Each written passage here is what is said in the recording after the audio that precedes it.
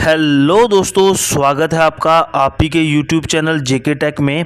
तो दोस्तों, आज की वीडियो में आपके लिए लेके आया हूँ टर्म इंश्योरेंस पे ये कितना सही है, ये कितना गलत है। दोस्तों, आज ये वीडियो आपके लिए आई ओपनर होगी, बिकॉज एग्जाम्पल के साथ मैं आपको चीज़ें बताऊंगा और लास्ट में आप पे ही ये बात छोड़ दूंगा कि आपको टर्म इंश्योरेंस लेना चाहिए या नहीं लेना चाहिए।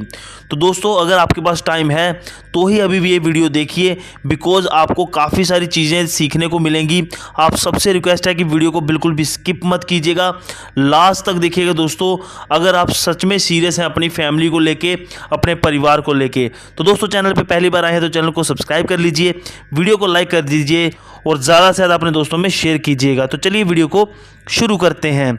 सबसे पहले दोस्तों, हम एग्जाम्पल के साथ ही सारी चीज़ें लेके जाएंगे और ये प्रैक्टिकल चीज़ें आप देखोगे कि क्या क्या हम बताने वाले हैं। मान लीजिए दोस्तों, 3 लोग हैं, सूरज, दीपक और अमन। ये दोस्तों सबसे पहले पढ़ाई करते हैं बड़े कॉलेज में, उसके बाद इनकी लग जाती है नौकरी, ठीक है, किसी अच्छी कंपनी में। अब दोस्तों, जीवन के आगे पड़ाव में क्या होता है कि तीनों की हो जाती है शादी और उसके बाद मान लीजिए दोस्तों, तीनों के दो हो जाते हैं बच्चे। अब बात शुरू होगी दोस्तों इससे आगे। अब जब परिवार है तो घर भी चाहिए, तो वो होम लोन लेते हैं और एक अच्छा सा घर खरीदते हैं। गाड़ी भी चाहिए, गाड़ी लेते हैं, उसका कार लोन लेते हैं। इन सब में उनकी एज हो जाती है मान लीजिए 35 साल। अब उनको अपने फ्यूचर की होती है चिंता और कहते हैं कि हमें अपने फ्यूचर के लिए, अपने बच्चों के लिए, अपने परिवार के लिए कुछ पैसे बचाने चाहिए। और वो हर महीने 10,000 रुपये बचाना शुरू कर देते हैं, तीनों सेम के सेम। अब दोस्तों, डिपेंडेंट की बात करें तो तीनों की एक एक बीवी और 2 बच्चे हैं, ठीक है। होम लोन मान लीजिए उन तीनों ने लिया 42 लाख रुपए का। कार लोन लिया हुआ है 8 लाख रुपए का, तीनों की सेम कंडीशन रखेंगे हम। अब दोस्तों, तीनों क्या करते हैं, 10 हज़ार रुपये तीनों क्या करते हैं, इन्वेस्ट करना शुरू कर देते हैं आगे। अब दोस्तों, जो मिस्टर सूरज हैं वो अपना पूरा का पूरा जो 10,000 रुपये है वो SIP करते हैं, म्यूचुअल फंड्स में स्टॉक्स लेते हैं और अपनी इन्वेस्टमेंट यहाँ पे करते हैं। जो मिस्टर दीपक है ना, ये क्या करते हैं, 10,000 में से 500 रुपये हर महीने के हिसाब से टर्म इंश्योरेंस ले लेते हैं, जो कि है 50 लाख रुपए का। और जो बचा हुआ 9500 है वो इन्वेस्ट करते हैं SIP म्यूचुअल फंड्स वगैरह में, ठीक है। और जो मिस्टर अमन है, ये 1.5 करोड़ का टर्म इंश्योरेंस लेते हैं और हर महीने 1400 रुपये इस टर्म इंश्योरेंस के लिए देते हैं। अब जो बचा हुआ 8600 रुपये है वो भी SIP और म्यूचुअल फंड्स में इन्वेस्ट करते हैं। अब दोस्तों, एनुअल रिटर्न लेके चलें तो तीनों का हम 10% सेम मान लेते हैं। 5 साल में दोस्तों उनका कितना पैसा बन गया होगा, तीनों का आपके सामने है।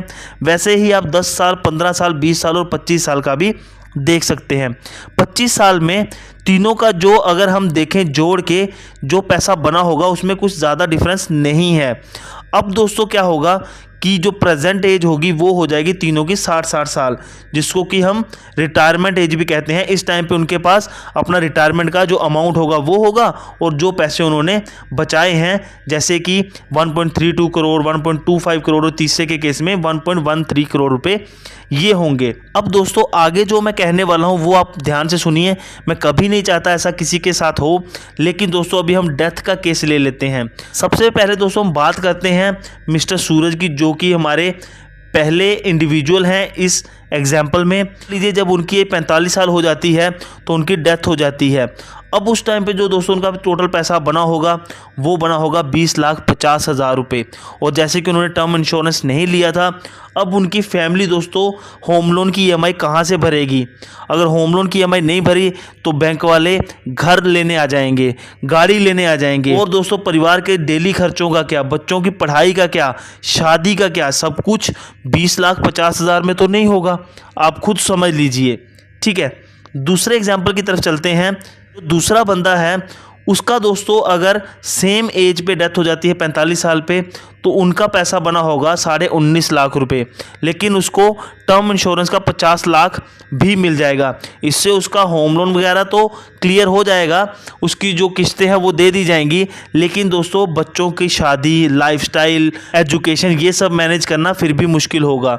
लेकिन जो हमारा तीसरा इंडिविजुअल है उसकी जो वैल्यू होगी पैसों की, अगर उसकी भी डेथ 45 साल पे हो जाती है तो उसका 17.68 लाख रुपए जो बना होगा इन्वेस्टमेंट का वो मिल जाएगा और 1.5 करोड़ रुपए फैमिली को टर्म इंश्योरेंस का मिल जाएगा।